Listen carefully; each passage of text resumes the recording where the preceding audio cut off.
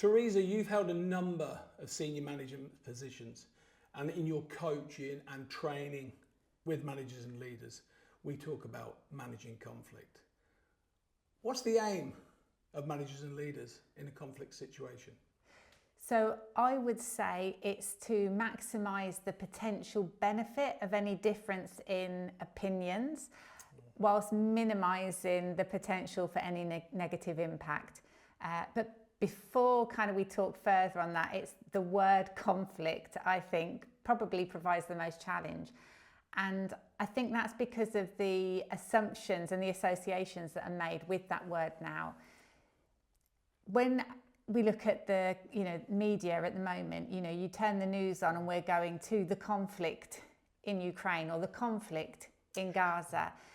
And what we're actually going to is the result of the poor management of conflict, whether or not that's political, economical, religious.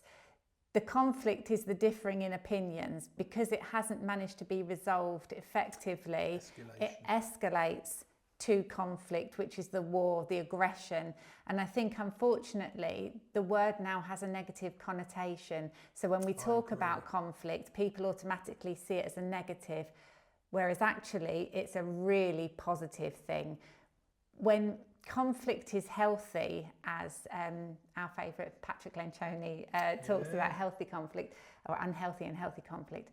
When we talk about healthy conflict, that's an exciting place, right? Because that's people sharing ideas, challenging each other, having different opinions, and that's how progress happens.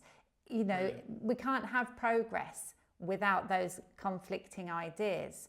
So I think the challenge is making sure that conflict is healthy, which I think... How do we do that? It comes down to trust. Okay, talk to me about trust. Everything comes down to trust as far as I'm concerned.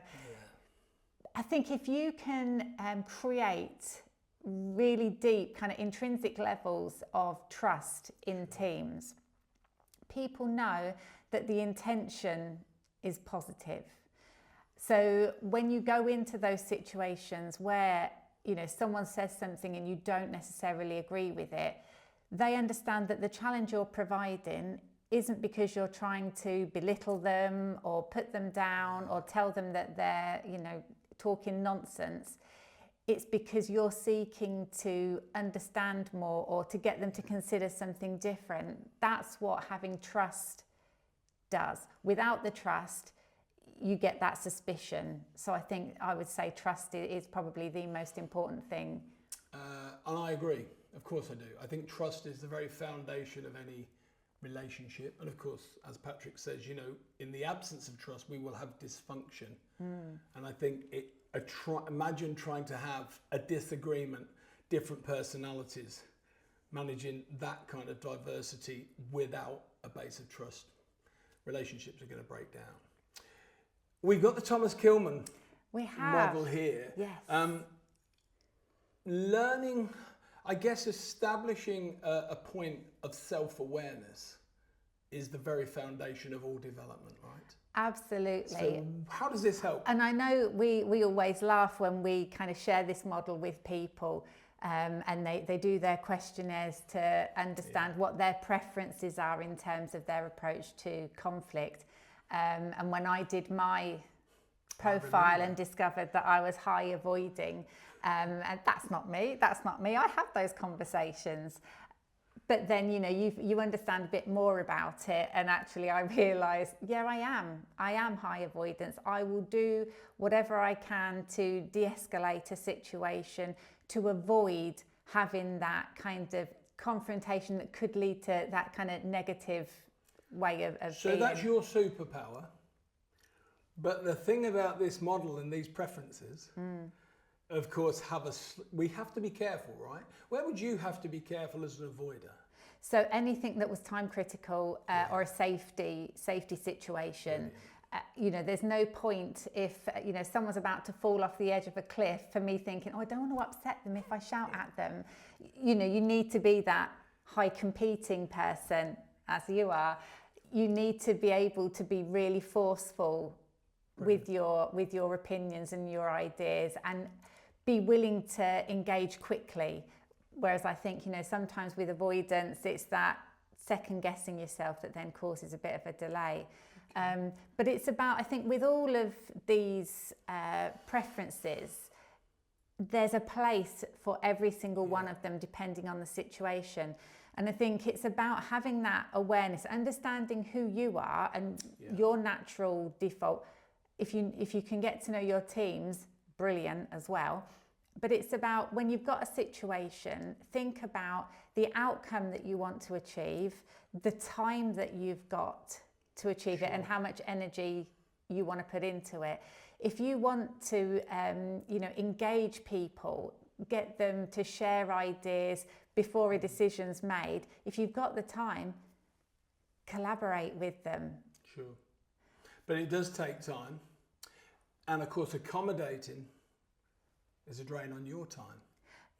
It was, yes. So as a high avoiding and high accommodating, with accommodating, you put other people first. You put other people before yourself. So a lot of people who are in high accommodating do spend a lot of time doing things for others or making sure that others get what they want to achieve from a situation, rather than think about what potential cost that will have on them. And does that create conflict in your own decision making and your own performance, I guess?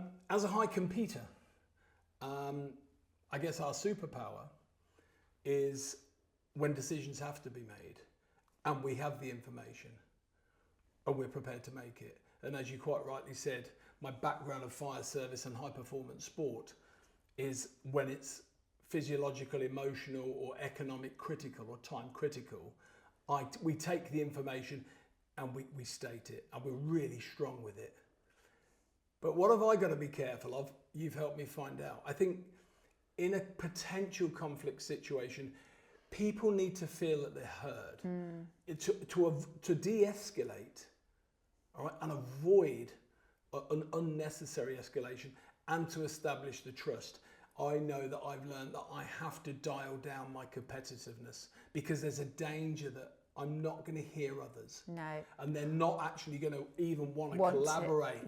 Or feel that I'm not accommodating their opinion because I'm being too forceful. Absolutely. How would you sum this up in terms of, is any right all the time? Is there one perfect one?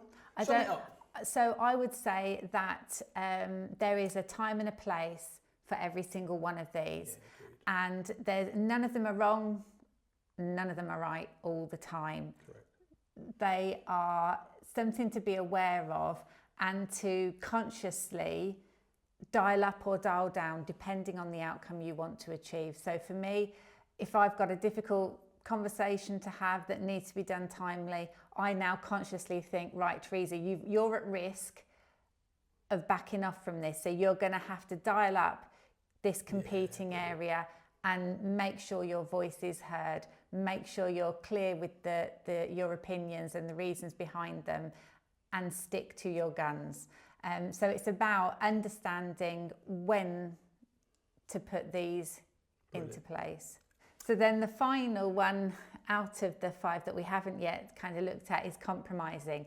And I know, again, you and I have different kind of opinions on this, because I see compromising as kind of a win-win, because everyone gets something.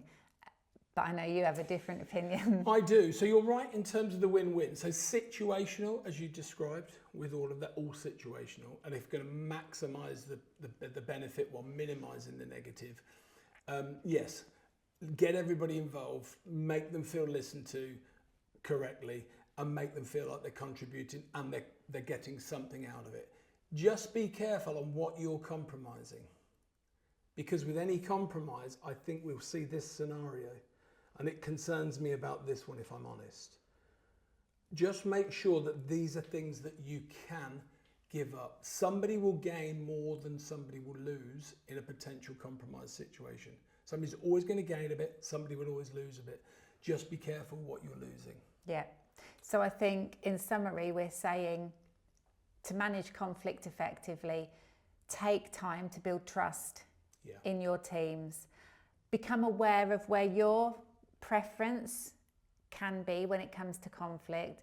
And then when you know your potentially heading into a situation where there might be differing of opinions and conflict, think about the approach that you want to take, think about the outcome you want to achieve, the time you have available, and how much energy you're willing to put into it. Some absolute nuggets on managing conflict. Take you back to your first point to finish. I think we need to change the way people think about the word. Conflict can be a really powerful and positive thing if it's managed.